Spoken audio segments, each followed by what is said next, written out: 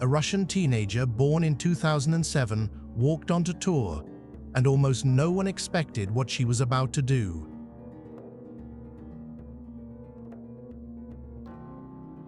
It is March 2025, and the desert light is flat over Indian Wells. Third set. Across the net stands the woman ranked #1 in the world, and the girl about to take her down has just turned 17. Rewind 6 weeks. Losing to Iga Swiatek and Aryna Sabalenka wasn't a shock back then. It was just what happened to everyone. Then Dubai, late February. She beats Swiatek. She beats Elena Ryb, RKEE, Na. In the final, she takes Clara Tauson apart 7-6, 6-1 and lifts the trophy. At 17, a WTA 1000 champion. That title made her the youngest to win a WTA 1000 since 2009. And on the same day, February the 24th, she walked into the top 10 at number 9. No teenager had cracked the top 10 in 16 years. She was the first. 3 weeks later, back in the desert, she draws Swiatek in one 3-set war and Sabalenka in the next, the two best players on earth in consecutive rounds, both taken to a decider. She beat them both, and on March the 16th she won Indian Wells too. 2 WTA 1000 titles in 3 weeks. The next morning her ranking read number 6, a career high, and she had not stopped climbing since. Somewhere inside that stretch, the losses simply stopped. 12 matches. Not a single defeat.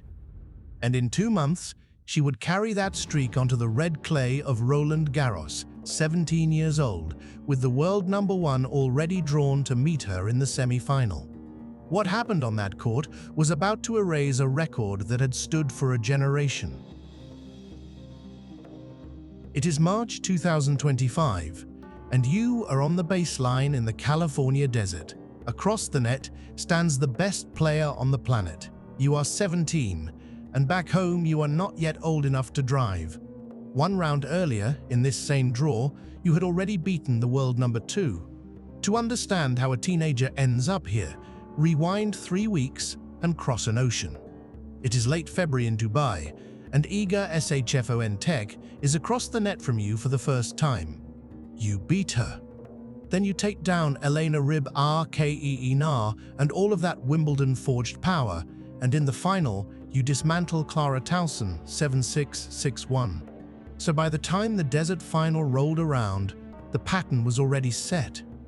This wasn't one lucky week. Back in California, Swiatek again. Then Sabalenka, the reigning #1, the next day. 2 of the best players alive, both dragged into a deciding set, both beaten back-to-back. The world #1, the #2, a Grand Slam champion, all inside a single month. In her box sat Conchita Ma, Tennis, who once beat the whole sport to win Wimbledon in 2000, now watching a girl born in 2007 do a version of the same thing. What unnerved everyone wasn't raw power, it was the composure. She pulled the 2 best players in the world into the deep water of a 3rd set, and in the deep water she didn't blink. The locker room stopped talking about a wildcard prodigy having a moment. They'd started talking about a scheduling nightmare with no obvious answer. The tour had a new problem. It was 17 years old. And now the surface was about to change. 2 months later, on the red clay of Roland Garros, the same world #1 was waiting again in the semi-final. One more win over that same woman on Paris clay would make her something no teenager this century had ever been. March 16th, 20 days. 20 days. 2 of the biggest trophies the tour hands out, and she still has not turned 18. The final score barely matters now. Something older than the match is about to break. No teenager had done this in 16 years. Winning both of those crowns made her the youngest player to lift a WTA 1000 title since 2009, back when she was not yet 2 years old.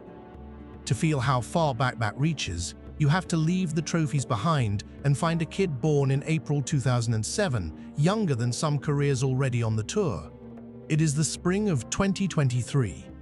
She is 15, walking onto a senior court in Madrid on a wild card she was never supposed to get.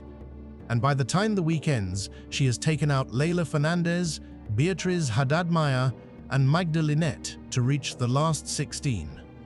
That same summer, she qualified her way into Wimbledon and reached the fourth round at 16, arriving from the very bottom of the draw. By late May, the sport had already filed her under a single line, the best junior alive, and within a year she owned her first senior title in IASI. It is early June 2024. She is 17, standing in a Roland Garros semi-final, the youngest woman to reach one since Martina Hingis in 1997. So the back-to-back 1000s in 2025 were never a bolt from nowhere. They were the ceiling of a 4-year climb, finally cashed in one 20-day stretch. The record did more than crown her. It said the takeover was total, the two biggest hard-court events swept, the field left with no answer. Every one of those wins came on hard court. Clay is a different sport, and it has swallowed faster prodigies than her the moment their timing met the dirt. What waited in Paris was not another cup. It was a line in the record book that had stood since before she was born. It is Monday, March the 7th, 2025. A ranking file updates overnight, and beside her name sits a single number that has not belonged to a teenager in this sport for a very long time: 6. No teenager had stood that high since 2009. For years, the top 10 had been a room for grown women. The teenagers who used to force their way in had simply stopped coming. Power took longer to build now, and the prodigies kept arriving late, already deep into their 20s. The last teenager to break in had done it in 2007. Her name was Nicole Vaidisova, and by the time this one was born that April, Vaidisova was already the answer to a question the game did not expect to ask again. The Dubai title had done the first part of the work. On February 24, the list updated and she was inside the top 10 for the very first time, number 9, at 17 years old. 9 was history. 6 was something else. It is 2 weeks later, in the flat California heat at Indian Wells, and she is doing the one thing a ranking can never fake. She is beating the two best players alive, back to back, both in 3 sets, refusing to be a story that ends in the quarters. SHFON Tech in 1 round, Sabalenka in the next. The world number 1 and number 2 taken down by a girl who could not legally rent a car in the country she was winning in. 2 of the biggest titles below a Grand Slam, both won inside a single month. That is the only currency that moves a ranking this fast. So the 6 that appeared on March 17 was not a trick of the schedule. It was earned point by point against the exact players you would have to beat to deserve it. Look down the rest of the top 100 and you will not find another teenager anywhere on it. She was the only one. A generation of exactly one. But number 6 is a ranking, not a trophy, and the clay in Paris was still waiting, with Sabalenka standing between her and a title no one this young had won all century. It is early June in Paris, and you are 2 points from a place no one your age has stood. Across the net is Aryna Sabalenka, one of the 2 best players alive, and only one of you is walking into the final. No teenager had won this tournament all century, not one. A year earlier you had stood on this same clay, and it ended in the semi-finals, the run of a kid who had shown up too early to be taken seriously. The distance between reaching a slam semi-final and winning the whole thing is not talent. It is the last 4 points, and whether your nerve holds. In your corner sits a former world number 2 who has already lifted a slam of her own, and she has taught you exactly what to do with those points. It is match point in the semi-final. Sabalenka has beaten almost everyone on this tour, but she has not beaten you, not the last time you met, and the clay rewards the one who refuses to miss. You have refused all afternoon. Then it was over, and Sabalenka was the one walking off. One match stood between you and the trophy, and this time your nerve held to the end. You won Roland Garros, the youngest champion Paris has produced in the entire 21st century. The heir apparent everyone kept calling you was suddenly not a projection. You were the only teenager in the entire top 100, and you had just won a major. And that number cuts both ways. The wave of prodigies people kept predicting never arrived. There is no one behind you. You are the whole next generation standing alone.